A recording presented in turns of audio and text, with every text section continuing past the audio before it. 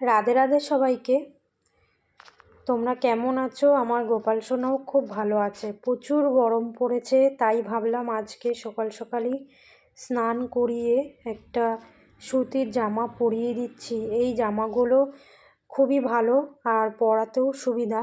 আর এই সুতির জামাগুলো পরলে গোপালেরও ভালো লাগবে। তাই এই সুতির জামাগুলোর স্টাইলগুলো একটু অন্যরকম পেলাম, সেই জন্য এই সুতির জামাগুলো পরাচ্ছি। আর পরাতেও খুব সুবিধা। দেখো আমি কীভাবে জামাটা পরালাম। আর আজকে একটু অন্যরকমভাবে শৃঙ্গার করাচ্ছি। তোমরা বলো কেমন লাগছে আমার গোপালকে এই জামাটা পরে? কতটা কিউট লাগছে, তাই না? আর তোমাদের মনে আছে তো, সামনেই 7ই জুন শনিবার পাণ্ডবা নির্জলা একাদশী। এই একাদশীর দিন সূর্য উদয় থেকে পরের দিন দ্বাদশী পর্যন্ত নির্জলা উপবাস থাকতে হবে।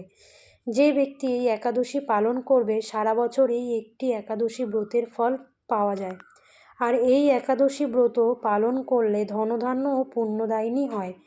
যমদূতগণ এই ব্রত পালন করাকে মৃত্যুর পরও স্পর্শ করতে পারে না।